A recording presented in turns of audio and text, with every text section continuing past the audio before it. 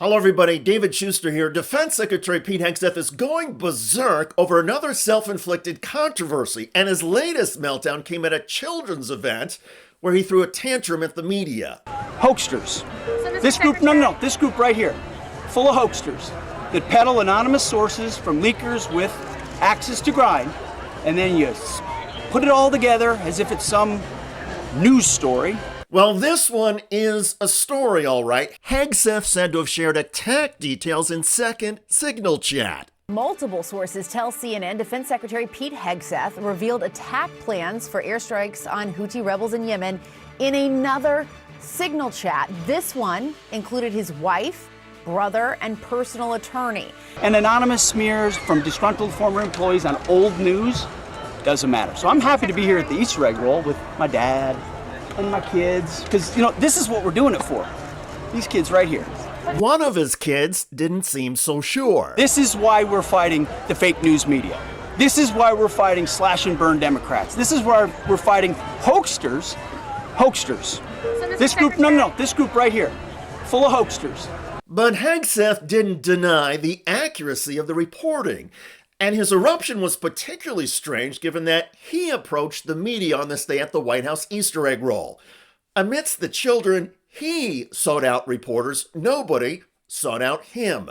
How's the Easter egg roll, sir? Hey, we're happy to be here at the Easter egg roll, I'll tell you that. Be with the family, beautiful day. And President Trump is changing the country. And he's creating opportunities for families all across America to better their lives. And that's what Make America Great Again is all about. What do you want to say, sir, about the signal chat controversy? You know, what a big surprise that a few leakers get fired and suddenly a bunch of hit pieces come out from the same media that peddled the Russia hoax.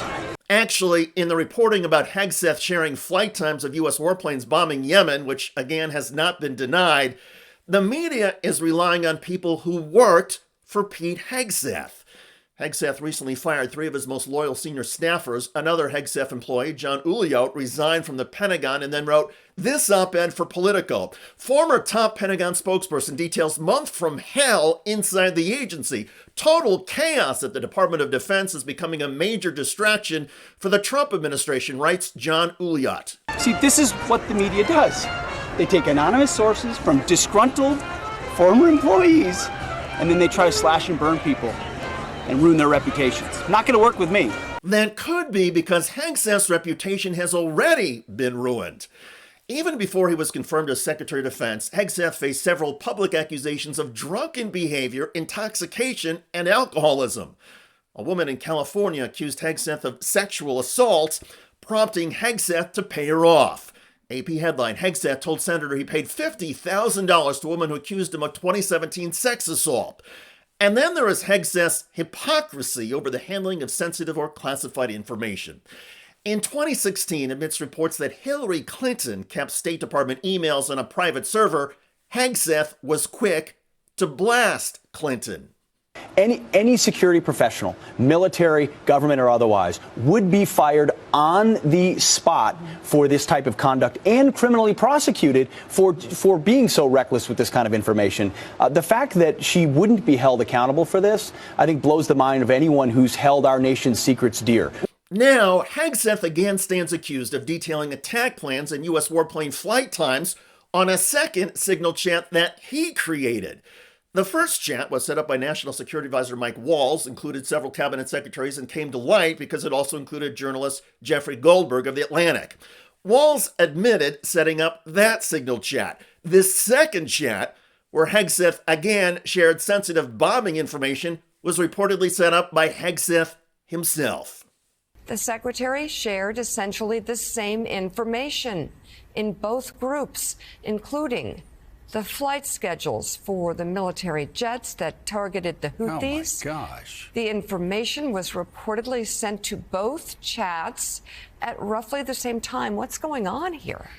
4 people familiar with the chat tell the New York Times that Hegseth's chat was named Defense Team Huddle, and it did not include any other cabinet-level officials. It was initially created as a forum for discussing routine, administrative, or scheduling information. Military experts say that signal chat, which is not secure, is often hacked or intercepted by U.S. adversaries, and that the Trump administration is lucky Yemen didn't get the information in advance and kill U.S. pilots. So I'm really proud of what we're doing for the president, fighting hard across the board, and I'm going to go roll some Easter eggs with my kids. Thank you very much. Have you spoken with the president? Have spoken to the president, and we are going to continue fighting on the same page all the way. Trump's current support of Hegseth also got backed up on this day by White House Press Secretary Caroline Leavitt. Where's the president stand on this? The president stands strongly behind Secretary Hegseth, who is doing a phenomenal job leading the Pentagon. And this is what happens when the entire Pentagon is working against you and working against the monumental change that you are trying to implement. Secretary Hegseth was nominated for this position because he is standing up for the war fighter, the men and women in uniform who are putting their lives on the line to protect our country and our homeland. And unfortunately, there have been people at that building who don't like the change the secretary is trying to bring, so they are leaking and they are lying to the mainstream media. But again, nobody is saying the latest accusations against Hegseth are lies. Nobody is denying that he created a group chat on an unsecured platform and shared attack plan details. And this kind of recklessness is once again shocking current and former members of the U.S. military. It is pretty shocking, Joe. What I'll say to you, yes, I've been given information from confidential all the way up to top secret code word.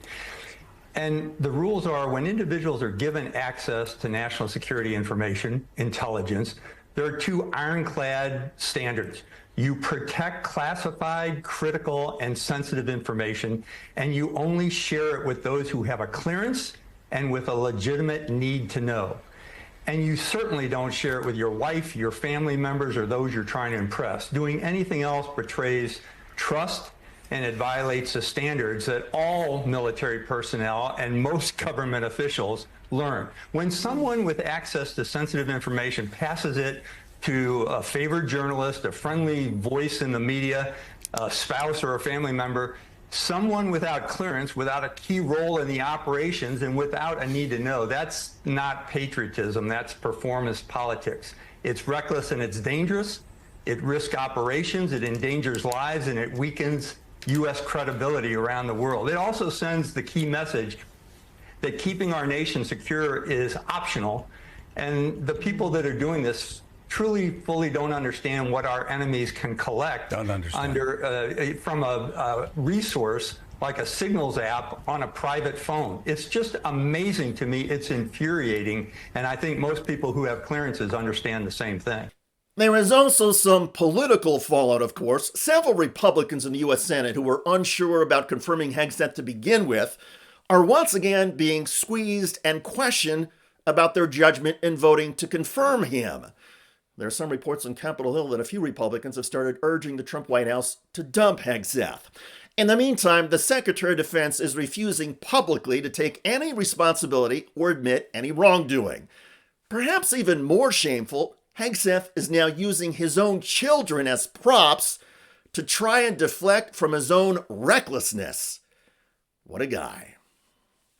By the way, Massachusetts Senator Elizabeth Warren just ripped a Trump-loving anchor to her face on CNBC.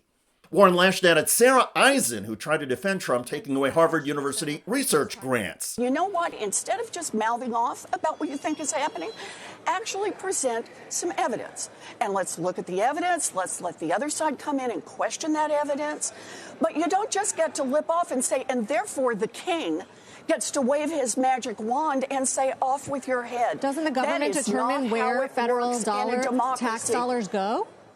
And so they're allowed to decide. Do you think they have a big bushel basket of money and they just say, you good looking, you will have money. You not so good looking, you're going to have to go hungry for a while. That's not how it works. Let's just do Con Law 101, and that is Congress writes those laws and allocates that money. The administration's job is to enforce those laws and spend that money the way the law tells them. And if they fail to do that, Part 3 is the courts are the ones who step in and enforce the law. Check out that video at the link below. It generated a lot of comments on YouTube. One of the most popular is from Marvin, who wrote, Elizabeth talking to the children. That child is so over her head in this exchange. Elizabeth owned her. Indeed. I look forward to reading your comments about Secretary of Defense Pete Hegseth going berserk at the White House Easter egg roll. I'm David Shuster. Thanks for joining us.